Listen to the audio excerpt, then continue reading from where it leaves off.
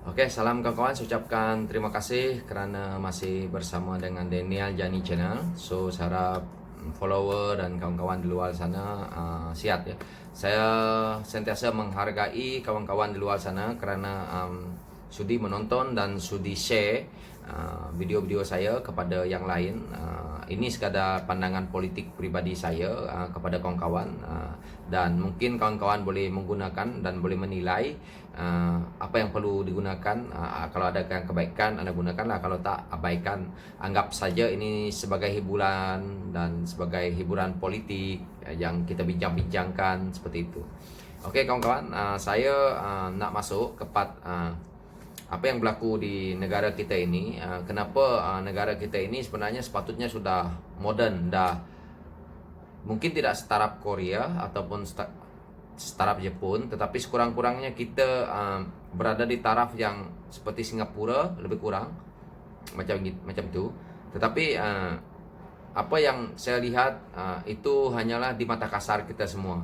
Karena kalau kita lihat pembangunan tidak serata karena pergolakan politik negara kita ini yang berpanjangan. Daripada start Tun dah letak jawatan sampai hari ini, kalau kita lihat tidak ada pembangunan yang betul-betul perfect lah maksudnya. Dan penyelewengan banyak di sana sini, rasuah banyak di sana sini, penyalahgunaan kuasa sana sini. Ini berlaku setelah PHS memerintah. Jika PHS tidak memerintah, kita tidak tahu perkara-perkara ini. Dan satu yang perlu kita rakyat perlu tahu adalah kenapa seperti DAP ini dimomok-momokkan. Itu adalah kerana kalau menurut saya, kalau kita lihat ya, saya melihat semua di mana tempatnya DAP bertanding. Di kawasan bandar rata-rata DAP yang conquer. Kerana bukan masalahnya di bandar itu penduduknya Cina, tetapi kerana kepercayaan orang bahawa mereka ingin mengubah sesuatu yang baru, ataupun mereka ingin mengubah bahawa pemimpin yang ada sebelum PHS memerintah itu kebanyakannya adalah terjebak dengan skandal-skandal rasuah, skandal-skandal penyalahan guna kuasa, dan banyaklah isu-isu lain yang membuatkan rakyat rasa benda ini kita harus tukar. Dan saya yakin di PRU 15 pun peluang untuk PHS itu sangat besar. Saya boleh katakan 70% PHS boleh berjaya sekali lagi. Tetapi saya berharap PHS tidak bergabung lagi dengan Parti Tun, iaitu Parti Pejuang Tun tu. Tidak perlu bergabung lagi. Terserah Tun nak bergabung dengan siapa, tapi yang penting kita lawan semuanya. Itu yang paling bagus. Kerana kemana arahnya Parti Pejuang itu nak pergi? Berapa orang anggota dia? Berapa orang ahli dia? Jadi kalau nak dibandingkan dengan PHS, nak bandingkan dengan DAP, masih jauh. Sedangkan nak dibandingkan dengan Amanah saja Parti Pejuang, menurut saya masih jauh untuk nak kejar. Dia tidak mempunyai grassroots yang kuat. So lebih baik PHS jangan bergabung dan terus saja lawan semua, kecuali DAP dan Amanah. So agilah tiga orang, tiga parti ini kursi. Jadi saya rasa PHS boleh memerintah dengan baik dan boleh mendapat kerajaan semula. Dan saya yakin di bawah pimpinan Datuk Seri Anwar Ibrahim memang dia akan boleh pergi jauh. Karena itu saya harap perkara-perkara yang tidak diingini mereka cuba buat kepada Datuk Seri Anwar Ibrahim. Seperti kita lihat sekarang ni, mereka cuba dengan isu-isu yang kes pengampunan dia, lepas tu keluar lagi kes liwat lah, kes inilah, bagai-bagai mereka cuba untuk nak jatuhkan. Kerana mereka tahu Datuk Seri Anwar Ibrahim ada satu leader yang terbaik. Jadi mereka mungkin melakukan banyak kesalahan sewaktu memimpin negara dulu, sewaktu bersama dengan Datuk Seri Anwar Ibrahim. Jadi mereka rasa takut di situ. Sekiranya Datuk Seri Anwar Ibrahim berjaya memegang tampuk pemerintahan negara, jadi mungkin perkara-perkara ini akan dibongkar. Kerana Datuk Seri Anwar Ibrahim seperti yang pernah dia katakan sewaktu dia di Indonesia, dia pernah juga mengatakan waktu diwawancara, di depan mata dia kebobrokan, ketirisan, penyelewengan semua berlaku. Jadi benda ini Datuk Seri Anwar Ibrahim mereka tahu, selalu katakan perkara ini kepada dunia luar bahawa benda ini terjadinya di Malaysia. Jadi mereka alihkan di Malaysia ini isu yang lain supaya Datuk Seri Anwar Ibrahim ini dilihat oleh orang-orang yang tidak suka melihat politik ini dengan begitu teliti. Contohnya orang-orang di kampung, banyak juga orang-orang yang mungkin ada yang menonton saya ini orang kampung mengatakan, saya orang kampung yang dah modern. Maksud saya bukan orang kampung yang seperti yang menonton ini. Maksudnya ada setengah-setengah di kampung yang langsung tidak mempunyai listrik, tidak mempunyai internet, yang tidak mempunyai kemudahan yang betul. Mereka memang langsung tidak tahu bahawa apa yang berlaku kepada Datuk Seri Anwar Ibrahim. Cuma mereka menunggu daripada kadang-kadang mulut orang, kadang-kadang mereka dapat melihat sesuatu yang dipost oleh orang di tempat lain, di media sosial lain, dibawa ke kampung dan tunjuk bahawa begini-begini.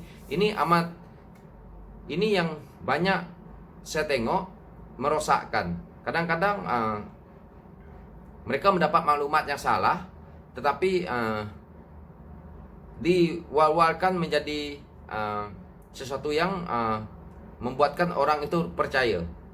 Seperti mana yang dulu pernah ada yang isu-isu yang mengatakan anak BBIP, anak menteri daripada Pulau Pinang katanya kena tangkap dekat Singapura gini-gini. Saya sebenarnya waktu itu tidak tahu apa yang berlaku, tetapi saya tanya budak itu, kamu dapat maklumat ini dari mana? Dia pun cerita dari ini. Dan saya tanya dia satu perkara saja, kamu sebenarnya sokong parti mana? Dia cakap aku sokong parti-parti sekian. So saya cakap dengan dia, kita sokong parti, tetapi kita tengok maklumatnya betul tak? Jadi saya terangkan kat dia, ini sebenarnya maklumat yang sah. Jadi kenapa kamu tahu maklumat yang sah bahawa benda ini tidak berlaku, tetapi kamu nak mempercayai perkara ini? Ini yang berlaku di negara kita hari ini. Itulah kalau kita nak tengok DAP diratap tiap hari, hakikatnya mereka tidak tahu. Cuma itu yang mereka mampu ratapkan, kerana orang yang buat hal-hal ini, orang-orang yang membuat perkara-perkara ini adalah kebanyakannya ada orang dalam. Karena mereka takut jawatan mereka hilang.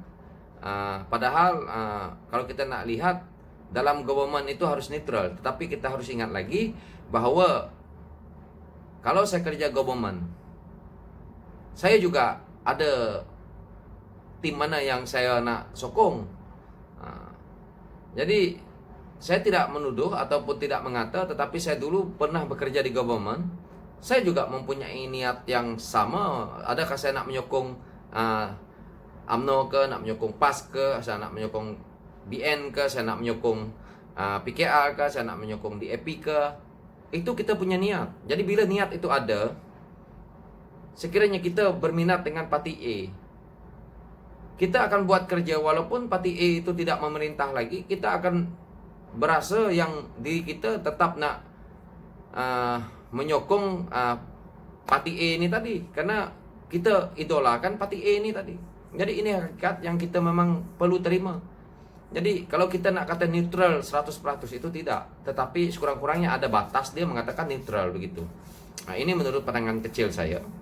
Dan kita harus terima hakikat. Saya lihat orang kita mereka berani menabur fitnah ataupun berani mengeluarkan kenyataan sebegitu gini, tapi kebanyakannya tidak berani menerima kenyataan bila dikritik. Ini yang hakikatnya. Seperti cyber trooper, bila mereka kritik, bila mereka sebarkan perkara-perkara yang itu di world, contohnya Facebook seperti itu. Apabila kita menjawab, mereka menjawab dengan melenting. Tetapi saya melihat dengan baik daripada